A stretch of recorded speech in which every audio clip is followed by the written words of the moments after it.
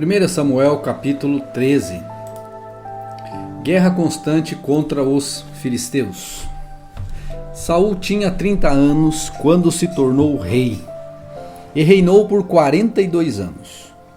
Saul escolheu 3.000 soldados do exército de Israel e mandou o restante dos homens para casa. Levou consigo 2.000 homens a Micmas e a região montanhosa de Betel.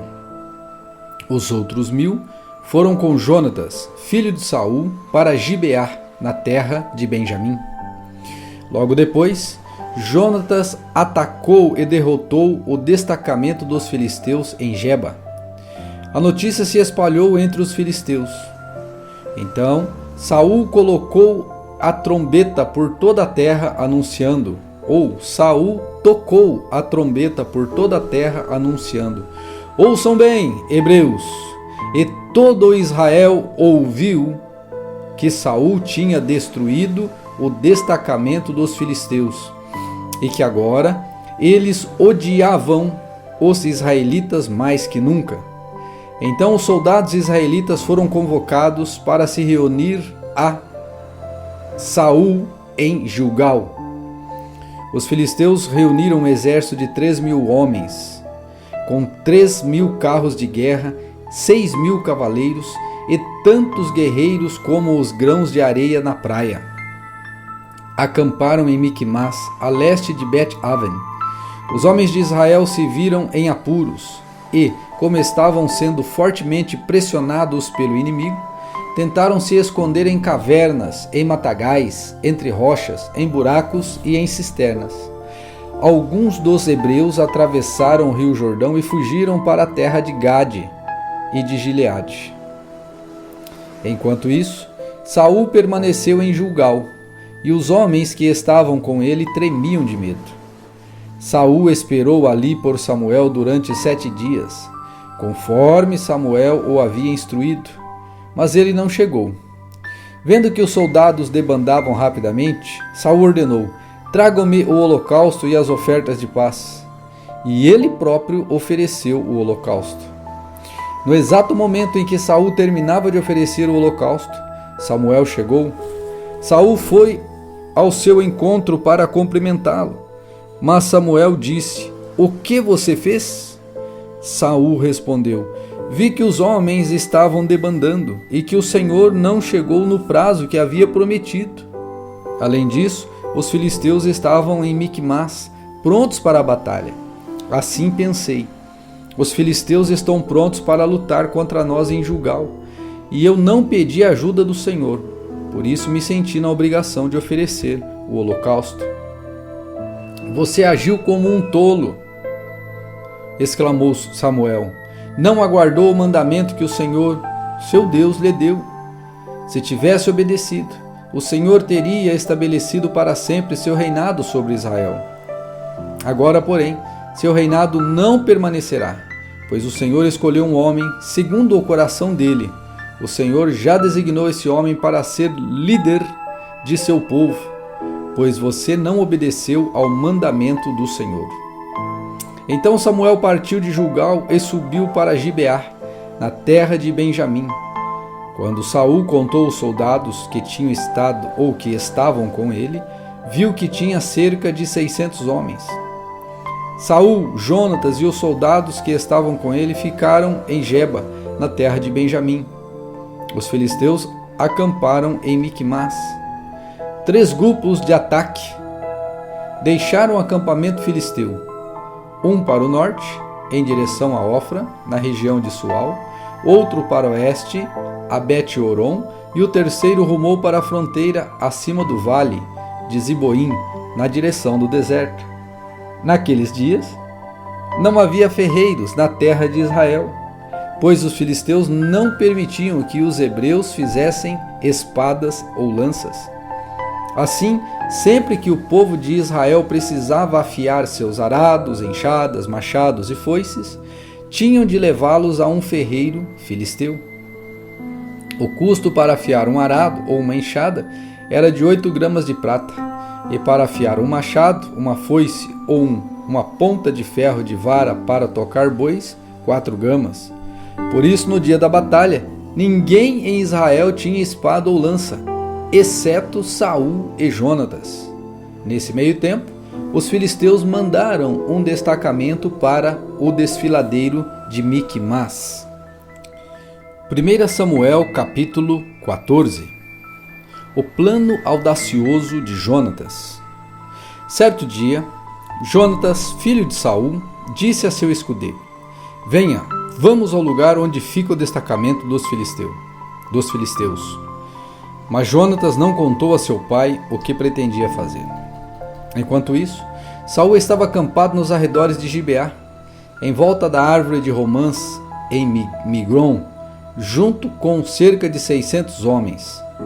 Entre eles estava Aías, o sacerdote, que levava o colete sacerdotal.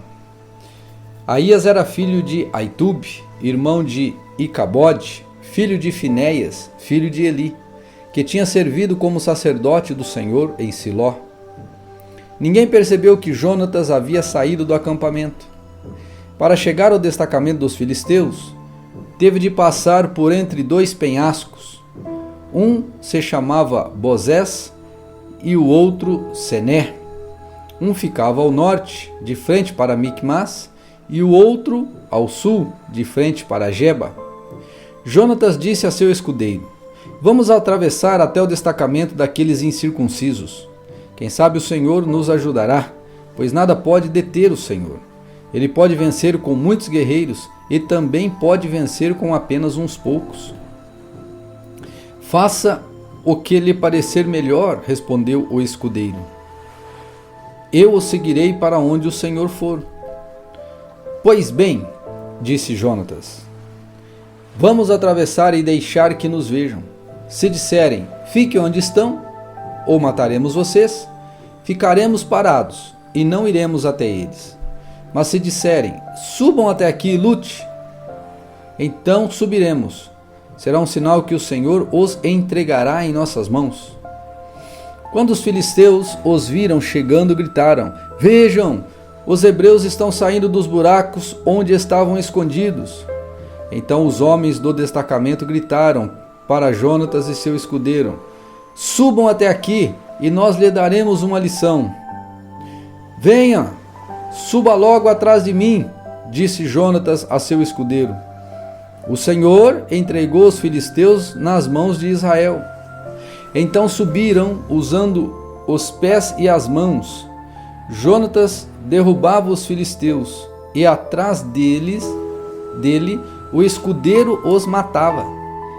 Mataram no total cerca de 20 homens, numa pequena porção de terra.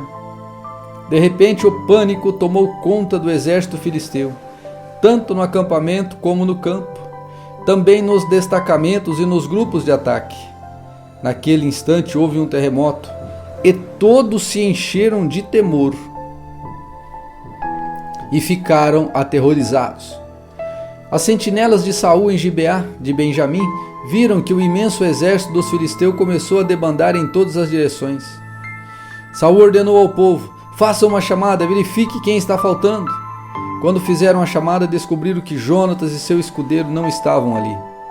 Então Saul gritou a Aías: traga o colete sacerdotal, pois naquele tempo Aías usava o colete sacerdotal diante dos israelitas. Enquanto Saul falava com o sacerdote, o tumulto e a gritaria no acampamento dos filisteus aumentaram.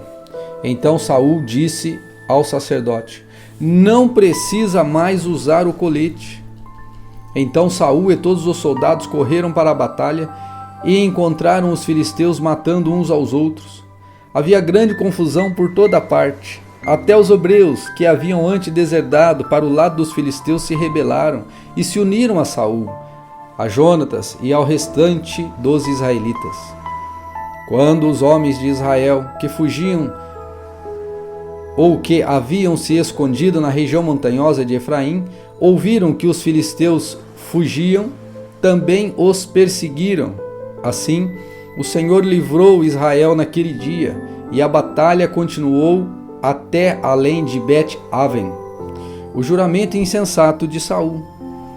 Os homens de Israel estavam exaustos naquele dia, pois Saul lhes havia imposto esse juramento: Maldito seja aquele que comer antes do anoitecer, antes de eu ter me vingado inteiramente dos inimigos. Por isso ninguém comeu nada o dia todo, embora tivessem encontrado favos de mel no chão do bosque. Não se atreveram a provar o mel, pois temiam o juramento exigido por Saul. Jonatas, porém, não sabendo do juramento de seu pai, enfiou a ponta de uma vara num favo de mel e o comeu. Depois de comer, recuperou as forças. Vendo isso, um dos soldados lhe disse: Seu pai obrigou o exército a fazer um juramento severo, pelo qual quem comer alguma coisa hoje será maldito. Por isso todos estão exaustos. Meu pai trouxe desgraça sobre o povo, exclamou Jonatas. Veja como recuperei as forças depois de provar um pouco de mel. Se os homens tivessem recebido permissão para comer à vontade do alimento que encontraram entre os inimigos, imagine quantos filisteus mais teríamos matado. Os israelitas perseguiram e mataram filisteus o dia todo, desde Miquimás até Aijalon, e ficaram cada vez mais enfraquecidos. Naquela noite, tomaram apressadamente os despojos da batalha, mataram ovelhas, bois e bezerro e comeram a carne com sangue. Alguém foi dizer a Saul: Veja, os soldados estão pecando contra o Senhor, comendo carne com sangue. Vocês cometeram um grande pecado, disse Saul. Procurem uma pedra grande e tragam-na para cá. Depois saiam entre os soldados e digam-lhe: Tragam os bois, as ovelhas, até aqui. Abatam os animais e deixem o sangue correr antes de comer. Não pequem contra o Senhor, comendo carne ainda com sangue. Naquela noite, portanto, todos os soldados levaram os animais e os abateram ali. Então Saul construiu um altar para o Senhor. Foi o primeiro altar que ele construiu para o Senhor. Depois Saul disse: Vamos perseguir os filisteus a noite toda, saqueá-los até o amanhecer e destruir até o último deles. Seus homens responderam: Faremos o que o rei achar melhor. O sacerdote, porém, disse: Primeiro vamos consultar Deus. Então Saul ordenou: Todos os comandantes do exército, apresente-se a mim. Descubram como e por que aconteceu esse pecado.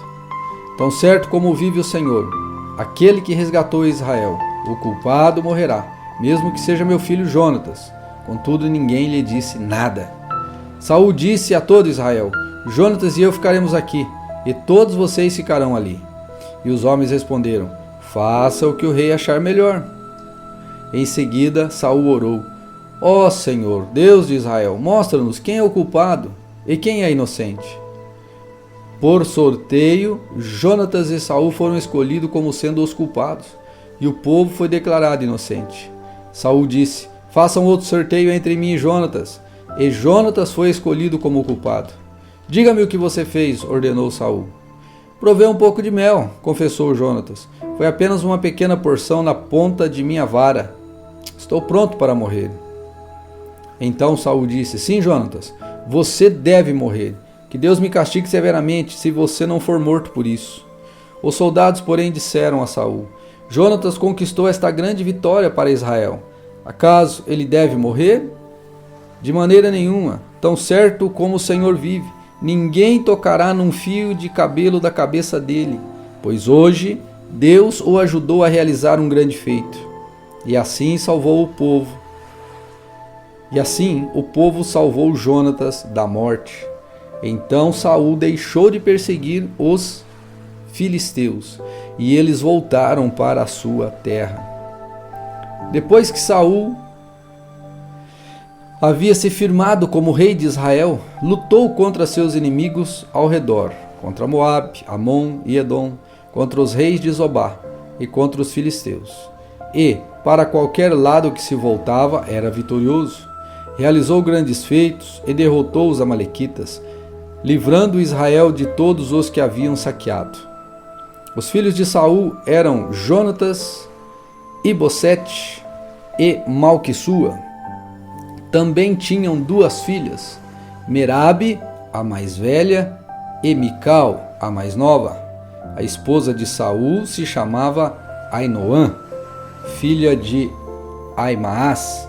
O comandante do exército de Saul era Abner, filho de Ner, tio de Saul. Quis, pai de Saul, e Ner, pai de Abner, eram filhos de Abiel. Os israelitas lutaram ferrenhamente contra os filisteus durante toda a vida de Saul. Por isso, sempre que Saul via um jovem forte e valente, logo o convocava para o seu exército. 1 Samuel capítulo 15. Certo dia, Samuel disse a Saul: Foi o Senhor que me enviou para ungí-lo rei de seu povo, Israel. Agora ouça esta mensagem do Senhor. Assim diz o Senhor dos Exércitos: Resolvi acertar as contas com a nação de Amaleque, por ter se colocado contra Israel quando o povo saía do Egito. Agora vá e destrua completamente a nação amalequita: homens, mulheres, crianças, recém-nascidos, gado, ovelhas, camelos e jumentos. Então Saul reuniu seu exército em Telaim. Havia 200.000 soldados de Israel e 10.000 homens de Judá. Em seguida, Saul e o exército foram à cidade dos amalequitas e armaram uma emboscada no vale.